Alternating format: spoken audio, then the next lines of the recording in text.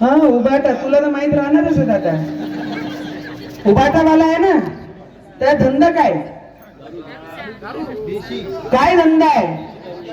महिलांना आवर्जून ज्या दिवशी मी आभार करीता याच मंदिरावर आम्ही या सभागृहामध्ये बसलो होतो, तर सगळे बाया मायाकडे आल्या. बायांची नेहमी दोनच प्रश्न माझ्याकडे राहे की एक आमचे मुलांच्या हातात रोजगार द्या, आम्हाला कामा द्या, आणि दुसरी अवैध दारू गावातून बंद करा. फक्त याच प्रश्न घेऊन बाया माझ्याकडे नेहमी येत होते. आणि या मतदारसंघामध्ये मशाल घेऊन ज्या उमेदवार उद्धव ठाकरेजीने दिलेला आहे त्यांचा धंदाच दारूवाला आहे. जर त्या माणसाला जर मत दिले तर पाईपलाईन लावून गावापर्यंत दारू विकण्याचा काम तो उमेदवार करा. तर मी सगळ्या महिलांना विनंती करते की मी या जिल्ह्यामध्ये अवैध दारू बंद करण्यासाठी सगळ्यात मोठी आवाज उचलते.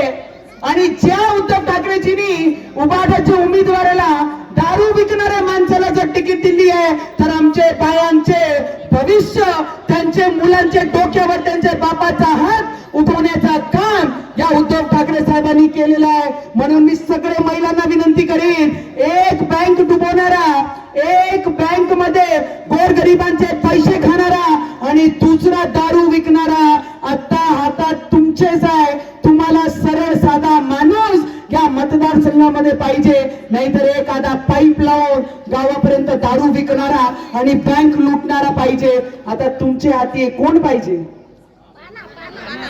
कोण पाहिजे? कोण? मागे जोडी माझे बुजुर्ग काका सगळे बसलेले आहेत. तुम्हालाही सगळ्यांना माझा प्रश्न आहे, कोण पाहिजे? कोण?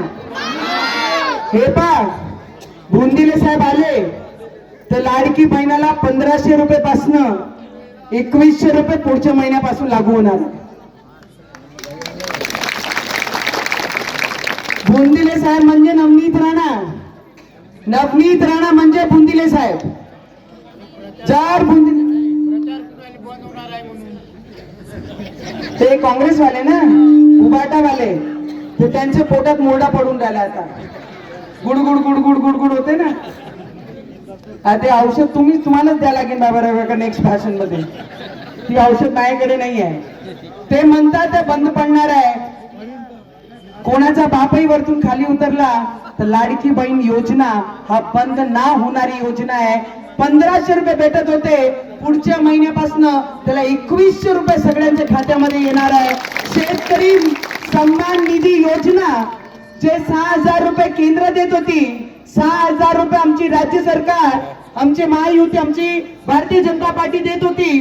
आता पुढचा टप्पा जेव्हाही शेतकऱ्यांच्या खात्यात येईल तर ते 15,000 रुपयाचा येईल. अरे आमची सरकारनी ज्या मुली गरीब आहे, ज्यांना असं वाटतं की 12वी नंतर आम्ही त्यांचं एज्युकेशन करू शकत नाही, असे मुलींच्या भविष्य बनवण्याकरिता त्या दिवशी आमचे देवेंद्र फडणवीसजींनी म्हटलं, जर तुम्हाला त्यांचं भविष्य बनवण्यात काही अडचणी निर्माण होत असाल, त्यांचं शिक्षण जर तुम्ही करू शकत नसाल, तर तुम्ही हे नक्की विचार करा की मंत्रालयामध्ये देवेंद्र मामा या मुलींकरिता बसले आहे. ते त्यांचा भविष्य इथे बनवेल आणि पुढचं जेवढंही शिक्षण आहे 12वी नंतर ते सगळं खर्च आमची सरकार हे उचलणार आहे. आमची म्हणजे दोन्ही आहे, हेही आहे.